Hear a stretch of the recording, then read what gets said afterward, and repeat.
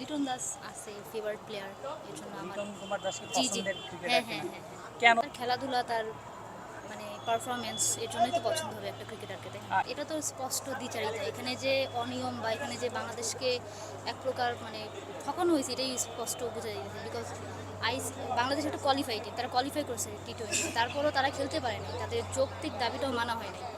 তো সেখানে তো অবশ্যই এটা খারাপ একটা দিক।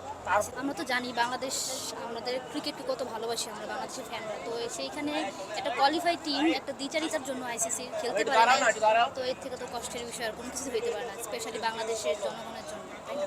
আপনি বোকামিনের একটা হচ্ছে স্বৈরাচারের মতো আচরণ। কারণ দেখেন, যেখানে একটা মানে প্লেয়ারকে নিরাপত্তা দিতে পারতেছে না, সেখানে গোটা একটা টিম, জার্নালিস্ট, প্লেয়ার, মানে আপনাদের যে দর্শক আমাদের, এদেরকে কীভাবে দিবে? এখানে তো স্পষ্ট বুঝাই যেতেছে যে এখানে মানে তাদের যে প্রভাব আইসিসির উপর সেটা একদম ফুটে উঠছে আর কি।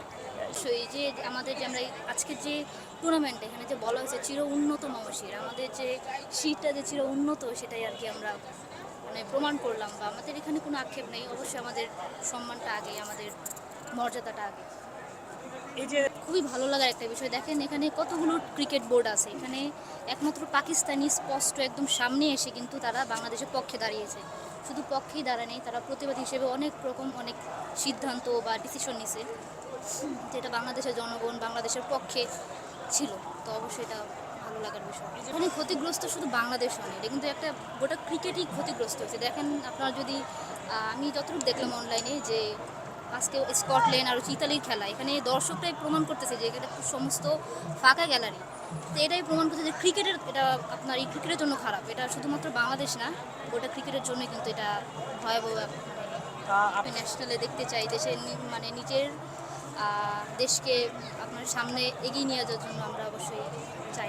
তা তো অবশ্যই, এটা তো মানে সবে মাত্র উঠে আসছে, এটা তো এর আগে থেকেও এরকম ঘটনা ঘটছে, যেটা হয়তো মিডিয়ার সামনে আসে নাই। তো এটা আগে থেকেই মেয়েরা খুব বেশি মানে দ্বিধাদ্বন্দ্বে থাকে যে সিকিউরিটি নিয়ে, যার জন্য বাংলাদেশ ওমেন্স ক্রিকেট কিন্তু ওইভাবে আগাচ্ছে না, এটা একটা বড় কারণ। একটা কোশ্চেন, হ্যাঁ তা তো অবশ্যই, আমরা তো এটা চাই প্রত্যেকটা ক্রিকেটার, স্পেশালি যদি ওমেনের কথা বলেন, তো আমরা সবাই এটাই চাই যে আমরা বাংলাদেশকে লিড করব বা আমাদের বাংলাদেশকে বিশ্বমঞ্চে নিয়ে যাব। কিন্তু এর এর জন্য বাংলাদেশ ক্রিকেট বোর্ড আরও কিছু ফ্যাসিলিটিস আমি মনে করি মেয়েদের জন্য করা উচিত, বা তাদেরকে একদম মাঠ পর্যায়ে থেকে উঠে নিয়ে আসা উচিত, কাজ করা উচিত। শেষ কোশ্চেন, সেটি হচ্ছে সেটা আমার চোখে আমি পাই নাই, এটা হচ্ছে আমাদের যে একান্তই যে আমাদের যে একাডেমির মাধ্যমে আমরা খেলি, যে একাডেমি হয়ে খেলি, ওনারাই সব কিছু করে দেয়, বা ওনাদেরই যে যে পরিশ্রম সেটা আমরা দেখি। আমি স্পেশালি আমার কথা আমি বলছি, বা আমার ভুলও হইতে পারি, তো রিসিভের ওরকম আমি জানি না।